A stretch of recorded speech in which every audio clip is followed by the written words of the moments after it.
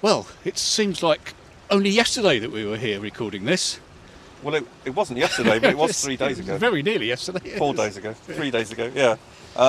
Take two, as they say. Yeah. We're a bit rusty at this old podcasting, aren't we? Yeah, but at least we've rehearsed this one. Yeah, we've had a dress rehearsal. Yeah. Do you want to tell the lovely listener why? Because we came out to this location on Sunday and spent a good couple of hours here recording this fantastic podcast, having not done it for 6 months.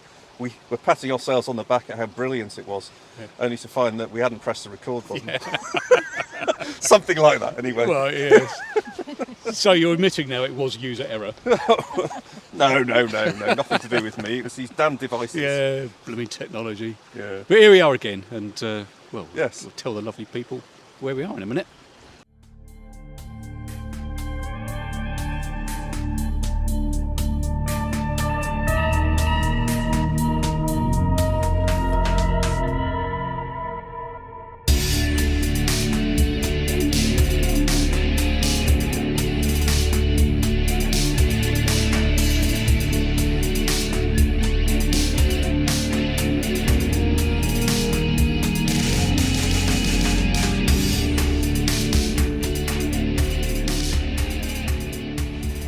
So, welcome to another Hidden Wiltshire podcast, the first one since June actually. Sorry about that, but things have just been busy this year and we've been rubbish at getting together and recording these. Not helped by the fact that you've been in France for a long period of time and that I've been busy with work, but anyway, here we are again. My name is Glyn and I started Hidden Wiltshire a good while ago, and we've been doing these podcasts for 2 or 3 years now, I think 3 years. Episode 44 this one. Episode 44. And with me as always I have my two trusted sidekicks, Paul Timlitz and Elaine Perkins. Yay. And we are here by water, of which there is quite a lot. A hell of a lot. In fact, just in the 3 days since we were last here, this river has risen about, about a foot, I reckon. Yeah. So, where are we? Where are we? We are, people will be not surprised to hear, we're by the River Till. And we are just about 100 metres from the Shrewton water treatment plant, or in old money, sewage treatment plant. So there is an outfall from the treatment plant just off to or just behind us here.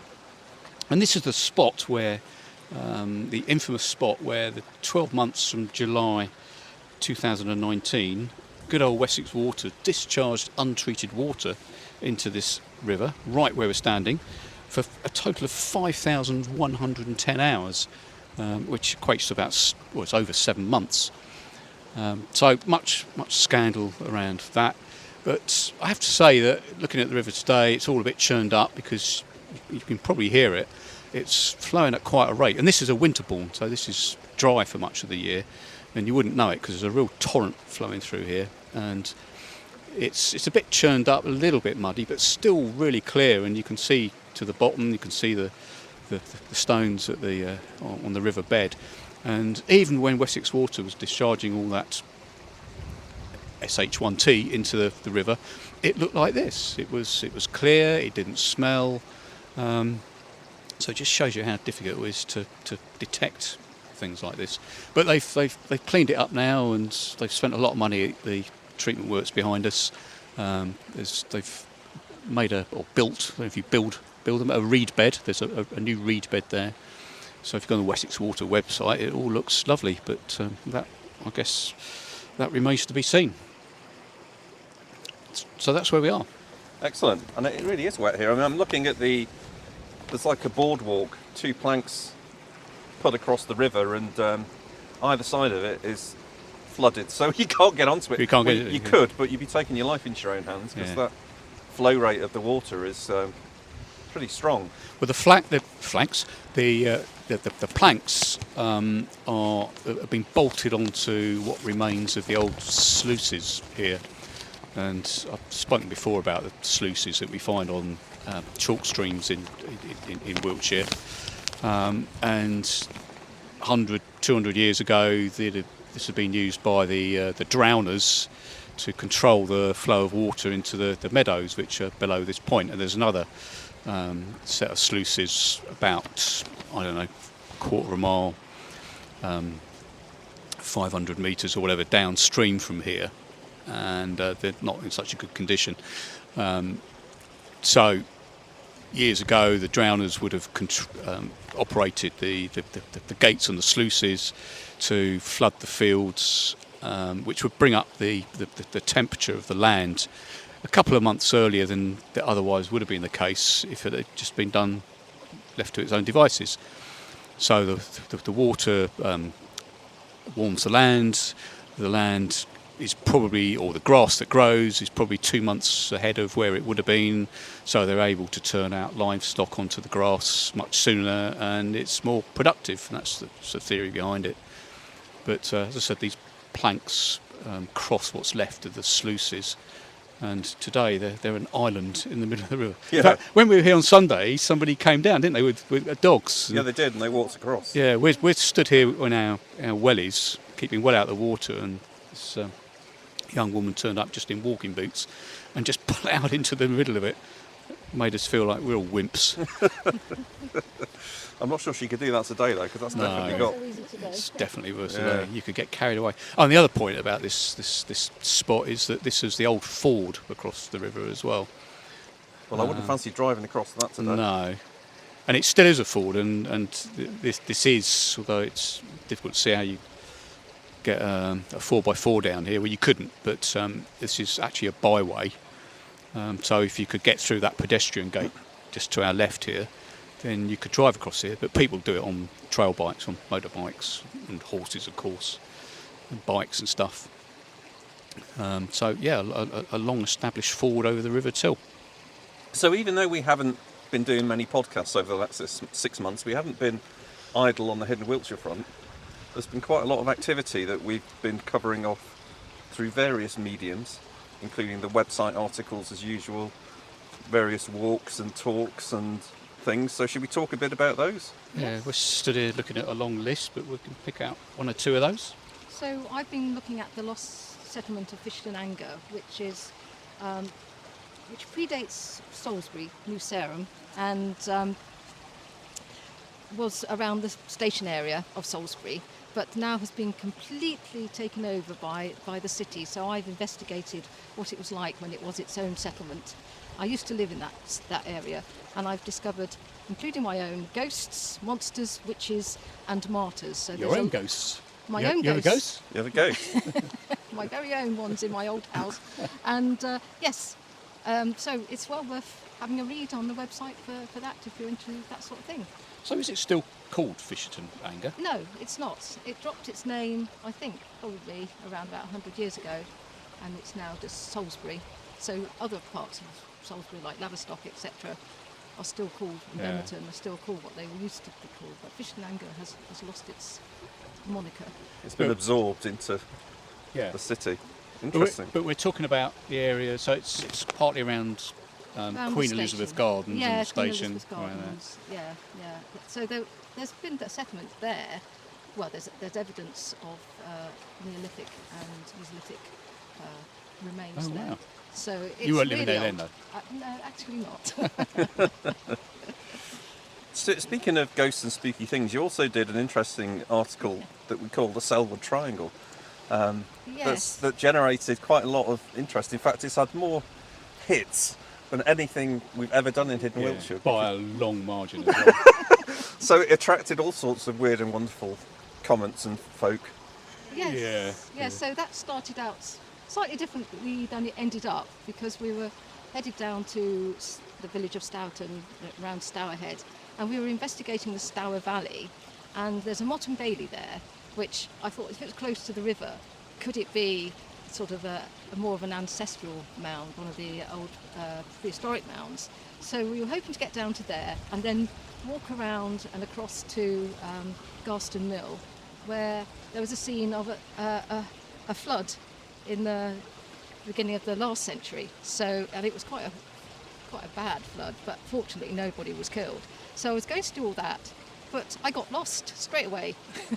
So, and then I couldn't find the Motte and Bailey because of a diversion in the footpath, which we might touch on later. So basically, being lost and everything, and I always get lost in that area.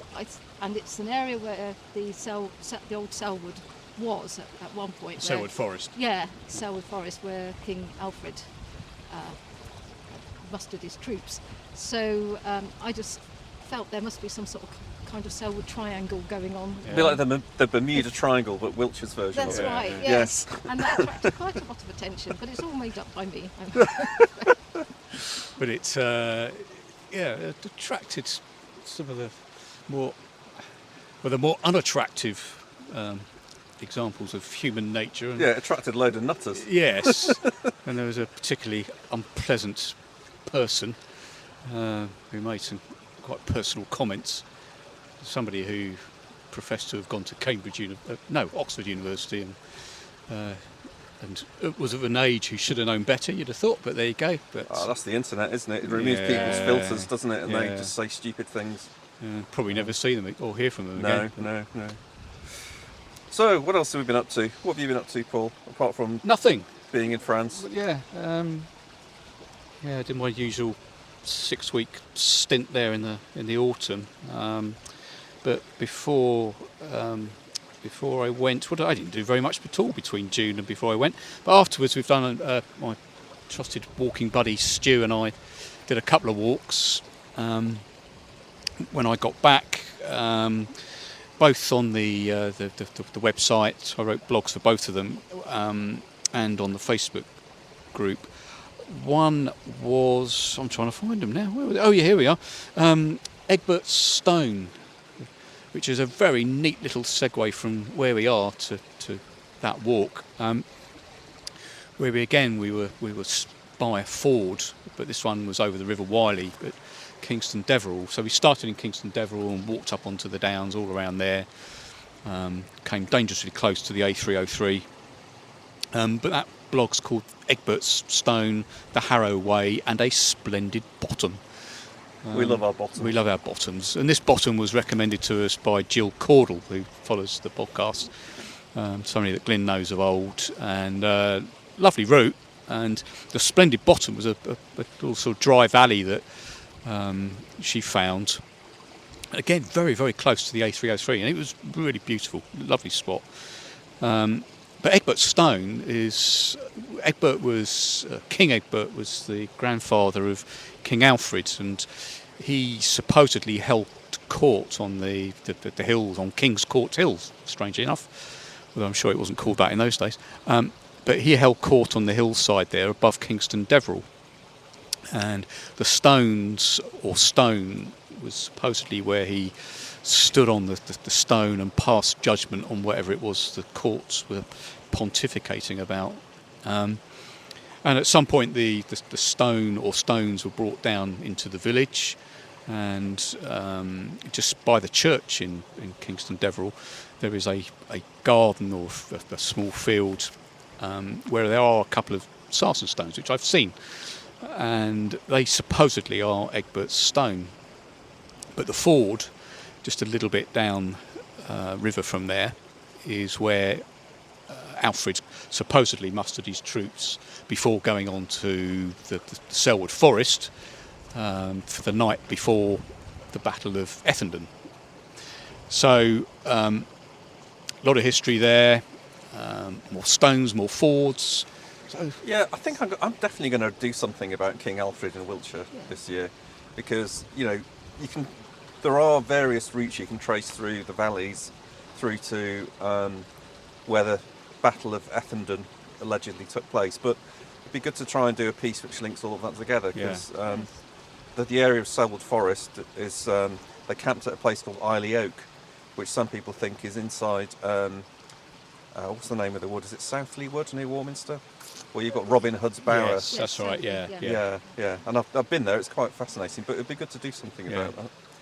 And of course the ford at Kingston Deverell predates Alfred's. Yes. It was the junction of there's at least one Roman road that is thought to pass through there, and in the hills above Kingston Deverell there's several Roman roads that go back and forth through that area. The last walk that Stu and I did was an interesting one. Again, another one recommended by Jill Caudle. and it's called, I call it Tisbury and Odford Vale, brackets Harold's Bench and Bottom. Another bottom, hurrah! So this, it was a funny old walk, and I nearly didn't write it up. There's nothing wrong with the route, it's a perfectly good route, but the day we did it was not unlike today. It was grey and it was damp and it was really boggy, and we weren't wearing wellies that day, and we got absolutely bloody filthy, and we trudged through a lot of quagmires on the way, and we were getting very fed up, and it just sort of drizzled all day. But that was sort of the first part of the walk, where we parked up in Tisbury and sort of went out, really following the West of England railway line, which we crossed a couple of times. But the return leg was through what I'd never heard of, the Odford Vale, which was absolutely beautiful, even on a grey, drizzly day like the day we were there. And at the head of this, up in the hills around this area, just before we got to Odford Vale, we found a bench. We found it, we knew it was there because Still Caudle told us about it. And it's called Harold's Bench, and it's a wrought iron bench which sits at the top of this dry valley, at the top of this bottom, and it's got Harold written on the back of it, or carved into the back, or I don't know if you carve iron, but anyway, on the back of the bench. And Stu and I stopped there for a coffee, just looking at the landscape. And after I wrote up the walk and posted it, somebody emailed us and said, Harold was my dad, and have you got any more photographs? So I replied to her, and after a while, to which I apologise, but I did reply and say, can you tell us more about your dad and Harold, and how he came to have a bench in that particular spot? And he obviously did admire his bottom, because Jill, the lady that wrote to us, said that that valley was a particular favourite spot of his, which presumably explains why he's got a bench up there. Yeah. Interesting. But definitely a walk to do, but not on a day like this, when it's one for the summer, I think. Yeah. So, have you done anything at all? A few things. I did do some walks over the summer, again with in collaboration with Wiltshire Museum. That was actually in collaboration with the museum and the exhibition they were having over the summer, which was Anna Dillon and Hedley Thorne's, what do they call it? Elevating Wiltshire? Elevating, was that the book? Was it Wessex Airscapes or something? Yeah. Something like that, yeah. And but it was cool. about aerial views of Wiltshire, Yeah. which Hedley is a drone photographer, and he takes these landscape shots of all the lovely locations of Wiltshire and beyond. And Anna paints them. So they're actually friends of ours, so we hooked up with them and said, we're happy to do some walk programs that tie in with the exhibition. So that's what we did. We did 3 of them, I think, in the end. All well received, and people travelled from far and wide from outside of Wiltshire to attend those. So that was good. And we plug our books on this podcast, but it's worth plugging Anna and Hedley's book. It is beautiful. Have you got a copy? I don't have a copy, no. Right. I must get one. I picked one up when I went to the exhibition. It's a beautiful book, very, very good. So that's well worth. I think it was written by Anna's father, Patrick. Patrick Dillon, yeah. Yeah, because Patrick did a talk as well at the museum that I attended. It was all very nicely done with the talks and the walks and the exhibition. Very well run exhibition over the summer, that was. And a couple of other things. I did some talks, which I'm doing more of these now. I'm going to be doing more in 2024, but I did 2 talks at Royal Wootton Bassett Library. I did a talk at Salisbury Library. I've got some more talks lined up. I've got one at Trowbridge. Salisbury Library or Salisbury Museum? Salisbury Library. Oh, it's a library. Okay. Yeah. It was to tie in with some events going on in library, the library world back then. So that was quite interesting. But yeah, I've got Trowbridge Museum booked at the end of January.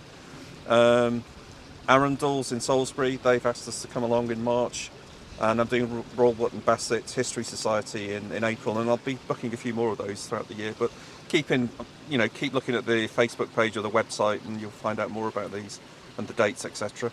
I also did a joint article with our friend Emma at Weird Wiltshire. So Weird Wiltshire, where Emma captures the stranger side of Wiltshire in terms of folklore and spooky stories and UFOs and things like that. But she asked me to write out my top 10 favourite Hidden Wiltshire spots, which I kindly did, and that's on the Weird Wiltshire website. And I think the only other thing I wrote up was the nooks and crannies of Bradford-on-Avon, where I went around Bradford-on-Avon off the beaten track, picking up all the little interesting things you can find along the way, and that was based on a walk I did with Bo Novak a while ago, where she gave me the guided tour of the hidden parts of the town, which is really interesting. Yeah, I really enjoyed that. It was a good article. Some lovely spots there. Which Yeah. Talk about hidden. Yeah, and just to say, in Bradford-on-Avon, at this time of year when they've got the Christmas lights up, it's a really nice place to walk around in the evening. With all the sparkly lights, and you go down some of the old narrow streets up to the top on the Tory. It's really picturesque, lovely town to wander through on a crisp winter evening. So that's and probably yeah. Go on. I was going to say, so I think that covers everything Yeah. we were going to, but I think you wanted to have a bit of a rant, didn't you? Well, yeah, kind of. And it was, again, a neat little segue, because one of the other walks I did earlier on in the year was, I called it Northwest Border Block Paths and Long Barrows. And on that subject of block paths, we've sort of been, we talked quite a lot to Hedley Thorne and to Paul Whitewick, who's got a really good YouTube channel called, strangely enough, Paul Whitewick. And Paul knocks out a YouTube video every week. How on earth he does it, I've got absolutely no idea, because it's a huge amount of work. Well, we did one. It took us months. And he's doing them every week. It's just unbelievable. And he's got a job. He's got a proper job as well. Yeah. Paul and... Because Hedley sometimes appears on Paul's YouTube videos, apart from doing their own separate YouTube channel called... I think is that called... Oh, Wessex Ways, that's right. That's a podcast, yeah. That's a podcast, yeah, but it's also on YouTube, yes, isn't it it? is, yeah. And they had been up for Paul's channel to Cold Kitchen Hill. And I swear that these guys keep following us around, because they keep popping up at places that we've been to, and or maybe it's just because these are lovely places to go to. But anyway, they've been up to Cold Kitchen Hill, and Paul did a YouTube video about open access areas, about how a lot of them just cannot be reached using public rights of way. So they're like little islands. And they went to one up on Cold Kitchen Hill, which we've also been to, and we did a podcast up there. Yeah. We recorded a podcast up there. And that shooting lodge. Yes, that's right. And so they were up there, and we sort of talked to them, because it winds them up and it winds us up, the fact that open access areas that can't be reached, but the whole wider subject of blocked rights of way. And just on open access areas, and I was discussing this with Paul Whitewick, or swapping messages with him, the open access areas were created as part of the Countryside Rights of Way Act, which I think was the year 2000, and it was sort of unfinished business, and they never really finished the work that they were supposed to be doing on open access areas. So they created these areas, but the next stage was to then link them up to the public rights of way network, and they never did that, and that's why you've got all these little islands dotted around. Now you can legally access these islands of open access. I think it's largely accepted. You can do it by the shortest available route from a public right of way, but it's pretty unsatisfactory, and it's unfinished business, and it needs sorting. Now, whether it will get sorted in the foreseeable future, I highly doubt. There doesn't seem to be much. There's certainly no appetite under the current government to open access to the countryside. I'm a firm believer in the right to roam, an England version of right to roam. I know a lot of people disagree with that, but that's what I think. And the Labour Party said that they were going to introduce an English right to roam, and they've since rowed back on that. And I've not seen any sort of great commitment from anybody, whichever political persuasion, to open up access to the countryside. But setting open access areas to the sides, we've also got the subject of our existing network of rights of way, and you heard us talk about this before. The number that we've reported between the three of us a number of rights of way that we found as blocked or illegally diverted, and we report them to Wiltshire Council, and they just seem to disappear into a great big black hole. Although, Elaine, you did manage to get a response on one. Get one style Hooray! repaired. Style fix, yeah. I mean, I've been reporting these for years, and apart from an automated response and a case number, I've never had any feedback at all. And it's little wonder, because Wiltshire Council only has 6 rights of way officers across the whole county, and one of them... I've had a response on one. Oh, you've had one? Yeah, so I complained that a farmer had built a fence across a right of way without a stile. So I filled in the form on the website, and about 2 weeks later I got a response saying, we've written a letter to the landowner. Oh, cool. So 6 months later I went back to the same spot. And it's still Nothing. the No, same. yeah. The letter was there. Yeah. They've written a letter, a stern letter. Yes. Yeah. Jolly good.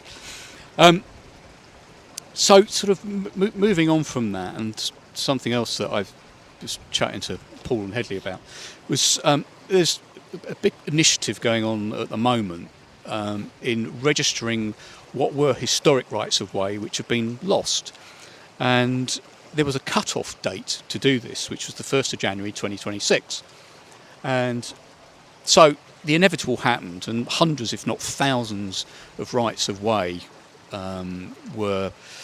applications were submitted to councils all across the country for what's called definitive map modification orders. So the definitive map is the definitive place to go to when you want to see if there's a right of way somewhere. And Wiltshire has one, and all counties have one. So there's all these applications went in, people saying there was a right of way here hundreds of years ago and it's been lost and we want it put back. And the British Horse Society, the Ramblers, and Open Spaces Society and others all sort of got together, and they've been piling in these requests.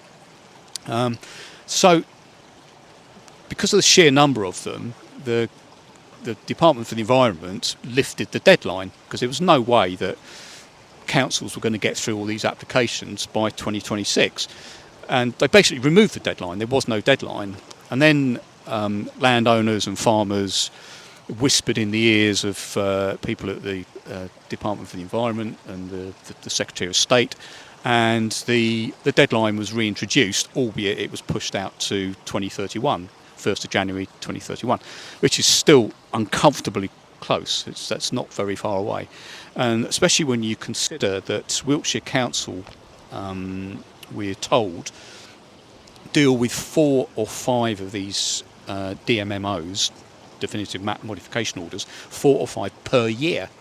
So in Wiltshire alone, they reckon it's going to take them between 74 and 93 years to work through all these modification orders. Now, what I don't know is what happens to the ones that have been already submitted.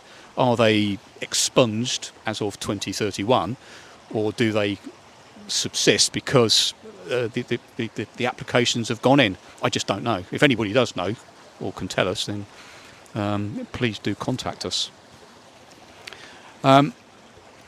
So, yeah, a bit of a rant there.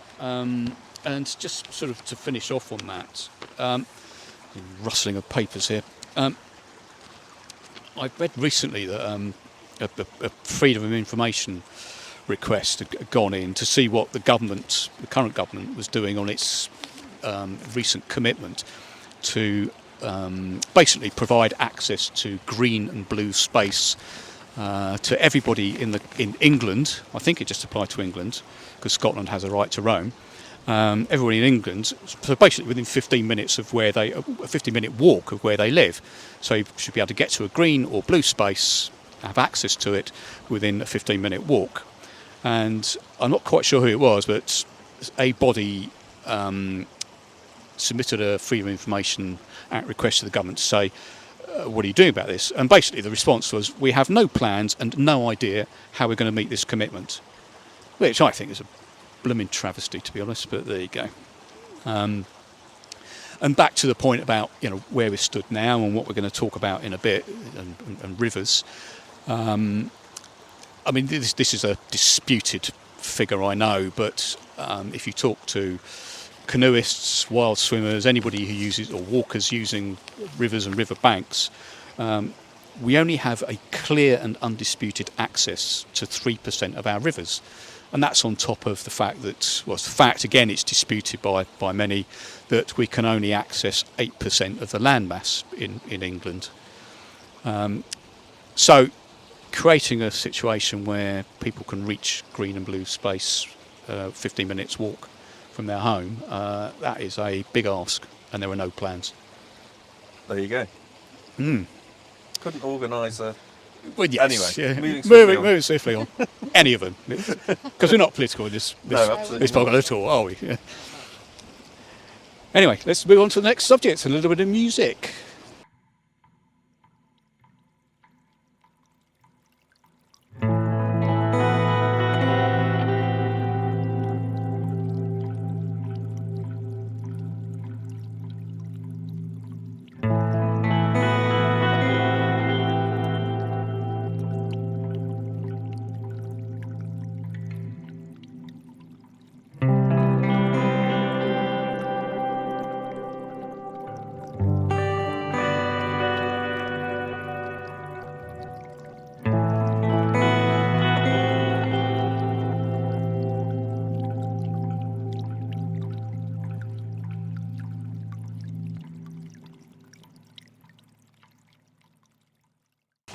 So, on to this week's topic, which is rivers. Funny enough.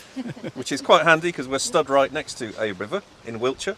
If we stand here any longer, we'll be in it. Might be in it, yes, because the waters have been rising over the last few days, as we've been saying. But yeah, we're going to talk about Wiltshire's rivers. I believe 39 in total flow through Wiltshire. There are quite a few that flow through Salisbury in itself. 4 or 5, I think. Five. Yes. Nadder, Ebble, Bourne, the Hampshire Avon and the Wylye, which joins the Nadder at Quidhampton. Lots of other rivers, Bristol Avon, Tetbury Avon, quite a few Avons, aren't there?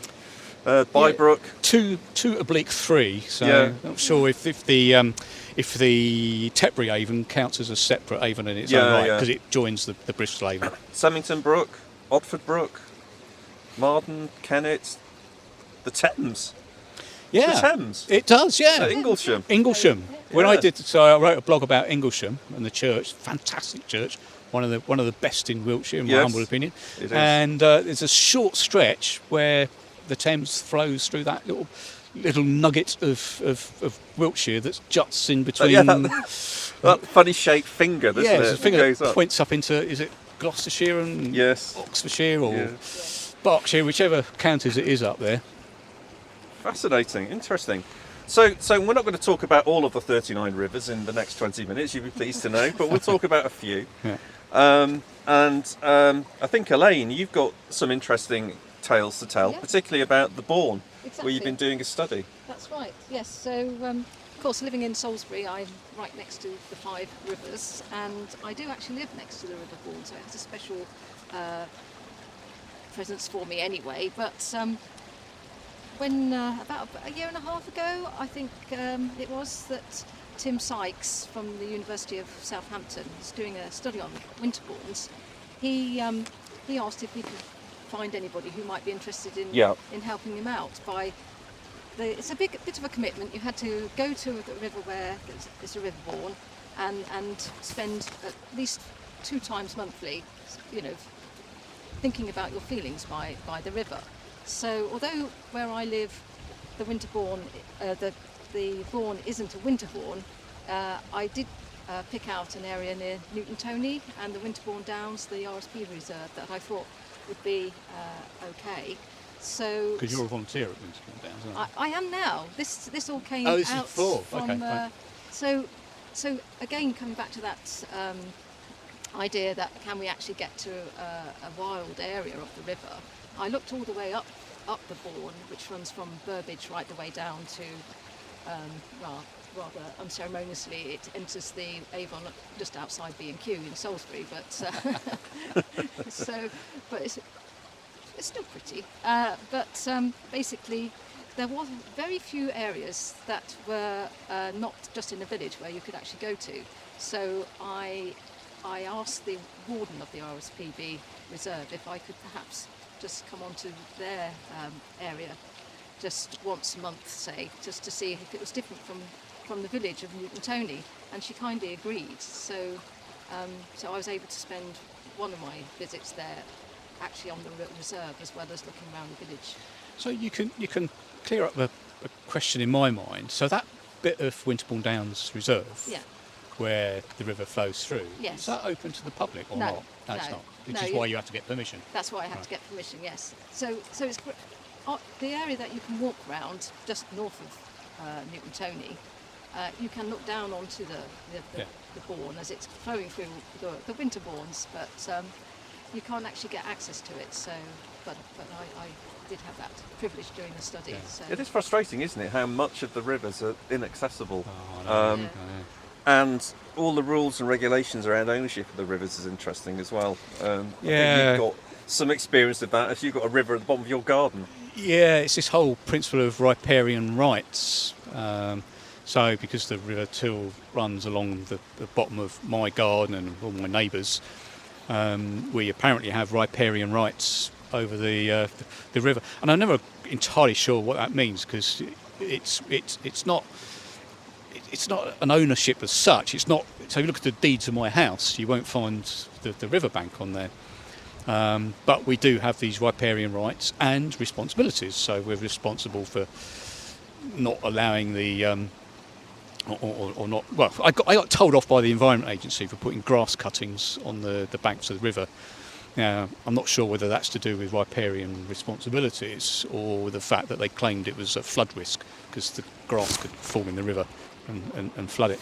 But so in fact, the other day when we were here and we had our dry run at this, our rehearsal, dress rehearsal, I was reading a very long paper by the Country Landowners Association about riparian rights, and that talking about the access to 3% of our rivers in England, which is disputed, or well, there was a claim by people who use the navigation of rivers that we do have navigation rights over these rivers, and that riparian rights extend to the river bed and not to the water that flows through it. And so wild swimmers and canoeists would argue that we have navigation rights, but of course the moment you set foot on the bank you're technically trespassing. Whereas the Country Landowners Association commissioned a firm of lawyers who argued the complete opposite, and both parties would claim that they're absolutely right and correct on this, and it's indisputable. So who knows? They can't both be right. It needs to be tested in a court of law, I think. Well, I think the CLA, who I have no great fondness for at all, they argue that it was actually went to the House of Lords, and there was a House of Lords judgment which affirmed this. So I'm not sure what canoeists and wild swimmers have in their armoury to argue the contrary, but they do. But coming back to the study that I was doing, I did find differently. It was different out in the countryside for my emotions, especially if I was a bit of an agitated state. So being by the river, or being even by the riverbed in the open countryside, was just a very calming effect. Yeah. Whereas the village itself was quite busy, but that again was quite a nice thing to have, because lots of the villagers came and chatted to me. So it really was a very. I grew throughout the whole experience, and I also grew a great love for the river in all its states. So anybody who fears that people coming onto open land, their land, if you build up a love for the area, then you're not going to do anything. Yeah, you'll develop a respect, an understanding, and therefore a respect for it. And so back to the sort of right to roam, people who don't like the principle say that people don't know how to treat the countryside and they'll come along and trash it. Whereas what you have just been saying, and I would completely agree with, that if people understood it better and came to love it more, they would respect it more. And back to where we came in, and we're talking about discharge of untreated water into rivers. It sort of opens up the whole question of citizen science, because of course the Environment Agency has very little resource these days. There's very little monitoring goes on of rivers. So people all around the country have taken it upon themselves to start doing the same, and are doing it for the Environment Agency. And I was approached by somebody in Orchiston, just upriver from Shooton, so the Till flows through there, and he's the flood warden there, although sadly he's moving on. But he asked me if I was interested in doing that along the Till, because I'm not sure what, if any, monitoring is done here now. Maybe there's a bit because of the controversy around the treatment works. But just like you, Elaine, I mean, people, I love this place. I love this whole stretch of the river. I spend many hours sitting by these sluices and just watching the world go by. And I would love to get involved in taking samples, getting them tested, see what's in there, because I don't think anybody else is doing it. And it has a very good calming, relaxing effect. It does. Well, yeah. that's the interesting thing for me, is the way you described how it improved your mood, and that emotional connection with the river came throughout the year. Yeah. It just made me realise that, maybe we're meant to be outside in nature. That's a natural state for us as people, and that's where we, get our mental health improved. And I think if you keep yourself away from it, it's not good for you. Yeah. You need to get out there. And that's why I completely support the government's sort of statement that they want to improve access. It's just a shame they didn't think it through in terms of how we're going to do it. Yeah. Because apart from anything else, maybe it'll keep people out of hospital and relieve the pressure on the NHS. Oh, yes. So, Elaine, you also have got some things to say about the Hampshire Avon. Yes, so I only know the Hampshire Avon from Amesbury southwards, really, in the county. I believe it starts somewhere up near, two tributaries, one east of Devizes and one up at Bishop Canning. They sort of all run into the Cruzy Vale and then down along through Amesbury. Of course, the river there was used apparently to help bring the sarsen stones down to Stonehenge, I believe. Some people believe that. Yeah, so I think it's been pretty much definitively proven that the Sarsens at Stonehenge came from West Wood. That's right, yes. Just down the road from Savernake. So this is up just off the A4, which was handy, wasn't it, having the A4? Why on earth they didn't use that, I don't know. But there's a school of thought that says that the stones were then were dragged to the Avon, and then floated on rafts down the Avon all the way down to modern day Amesbury. Yeah, well, it's possible, but it's certainly well revered by the ancients. And I think recently they've found the Blue Henge down near West Amesbury House, which is where they may have done some ritual cleansing of bodies, perhaps, as part of the voyage of the dead around that area. So that's one aspect of the Avon. Down through the Woodford Valley, it's a beautiful course of the river, but again you have pockets where you can get close to it and where you can't. There's a few bridges over at Normanton, down close to Wilsford and Lake House, you can see. Great Durnford, again there's a beautiful walk along through the mill and up over onto the Normanton Downs, Stonehenge landscape. And you were telling me when we were here last about the meteorite at Lake House, which I never knew. Yes. Although I've since yesterday just miraculously discovered an article about it.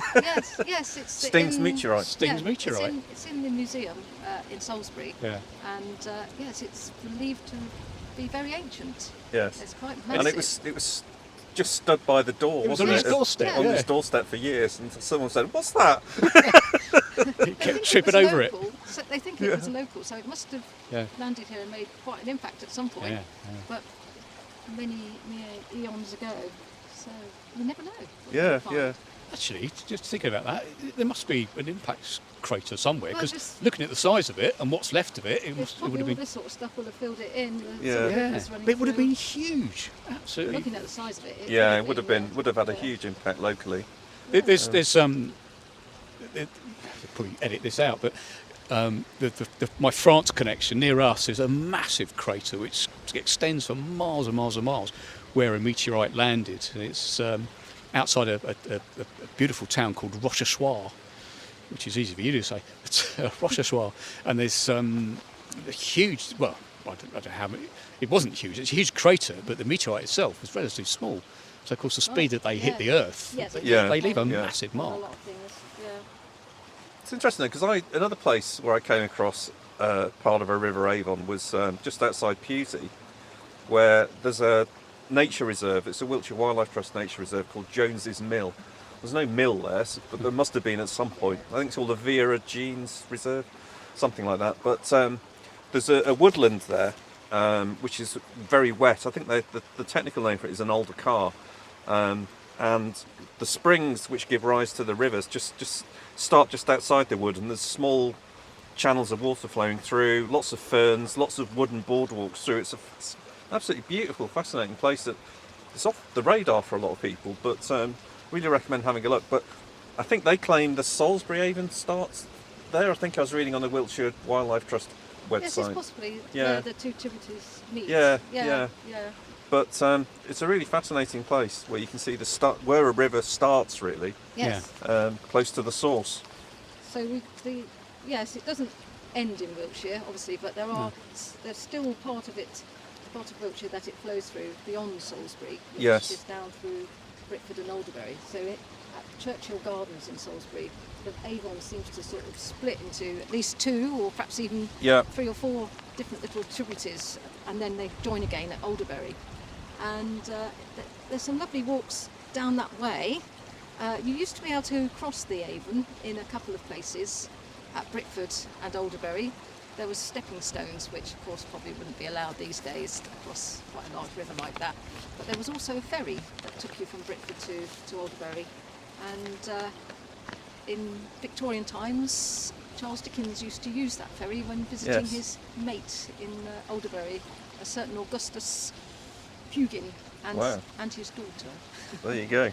He also stayed at the Green Dragon, which he called the Blue Dragon, I think, in Martin Chuzzlewit. So there you go. You didn't know it was all written about about Wiltshire. So beyond Britford, you can't really walk along. It's all part of the Langford estate. Yeah. And then you can at Downton. There's another lovely circular walk up and around Falga House and back. Yeah. And the Chartnell Saints, and that's a lovely walk. There's another couple of rivers that have been included on the Hidden Wiltshire website, written up by our good friend Steve Dewey. He also writes really interesting books about UFOs and Warminster. Yeah, we've got to get him back. We've got to We've get him got on. to do a Warminster thing. But yeah, he wrote a really interesting article actually, where he followed the River Wylie all along its length towards Salisbury, and he had a mission to take photographs of every single bridge over the river. I recommend you go and read it on the website. It's a really nice tale. But he talks about where it starts, and by the time the river gets to Kingston Deverill, it's become established enough to have the first bridge, I think. But prior to that, we were trying to work out where does it actually start, because it's already flowing through Kilmington, I think. Or does it? But, well, the OS map shows it flowing through Kilmington. Yes, of course it does a loop. Yeah. Because when we were doing the Egbert Stone walk, and we were up on King's Court Hill, on the flanks of the hill, up by there's a glider airstrip up there where they catapult gliders up, and we were walking along the parallel to the landing strip, and we were looking down into some meadows, and I was looking at the map, and that's where it's thought is the source of the Wylie, but then there's other thoughts that it actually starts towards Long Knoll, you said. Yeah, it might be underneath Long Knoll, Yeah. where it rises up. It could be actually that there are numerous little springs around that area. Which is probably the case, yeah. That give rise to the water, but it's it's very quickly downstream and very much an established river, where it heads all the way up towards Warminster before turning and heading through the Wylie Valley all the way to Salisbury in that direction. but it's a very nice river to walk along when you can find stretches The that are little bits accessible. you can get to, yeah. I know I've walked along a bit of it by Hatesbury, bits of near Bishopstrow as well in Warminster. You can walk along it, so there are parts of it you can get to. Yeah. But I know if you look at the rivers just outside Salisbury, one of the interesting things I find is you see some of the rights of way lead down to the river and stop and start again on the other side. And I think there used to be ferries going across. Yeah, that's the one at Britford. Yeah. For sure. Yeah. So interesting, very interesting. But the other river that Steve wrote about was 9 Mile River, and that was an interesting one for Which me isn't. because it isn't 9 miles long. But anyway, I'll leave you to go and find that at your leisure. But definitely worth reading those articles on the website. It's, the only river I can really talk about is the Till. And we've done all that. We've done all that. So I think there's we've not actually done a much podcast on the Till before. Yeah. So I guess. But, on the Wiley connection, of course, the Till does flow into the Wiley. It joins the Wiley at Stapleford, by the A36. And Stu, being a keen fisherman and member of an angling club, we did a walk from here, from Shooton, all the way down to Stapleford, and there may have been a pub involved. But he took me to a stretch of the river where the Till joins the Wiley, which I'd never been to before, but it's owned by the angling club, and but he got me in. He got me in there. Oh dear me! Another part of the river blocked off too. Yeah. Anyway, shall we wrap things up? Yes. Yeah. How are we doing for time? So, yes, thanks to... lost my train of thought there. Thanks to Steve Dixon for the music. So the middle bit was called Sprung, which we used once before, and it seemed appropriate for this podcast. And as always, the bit at the beginning and the end is called the Holloway. And Steve's going through the ringer a bit at the moment, lots of sort of family commitments that he's having to attend to. So the music and his wonderful photography has taken a bit of a back seat. So I hope to see him back soon. Well, we've got enough music in the bank to keep recycling bits and pieces. Yeah, there's loads there. Still some books left in the online shop. You had a few of the first one. You've got a few reprints. Yeah, there's a few reprints of the first one. The first one's available. The second one's available. Yeah. In the online shop or in some Wiltshire bookshops as well. Yeah. The website will put show notes and links and all sorts of stuff on there. So do go and have a look at that, because there's some places you might be thinking, what did they say? What were they talking about? So it'll all be in the show notes, and you can follow the links. And otherwise, I think next podcast, sometime. Well, I think we'll try and do them with a bit more regularity in 2024. Yeah. We have a plan, don't we? We do have a plan. We do have a plan, and we've actually got a very good, detailed and intensive plan ahead, thanks to Elaine. Yes. Who got us together and bashed our heads together and wrote it all up for us. And we've got a ton of stuff to do. Thank God Elaine's joined us, because we were we were utter shambles before, but now we have a bit of discipline. And I guess the other thing to say is, obviously, we're recording this in a week before Christmas, and this episode will be out before Christmas. So wishing all of our lovely listeners a very Merry Christmas, a Happy New Year, and we will see you in 2024. Yeah. Bar humbug. Bye. All right.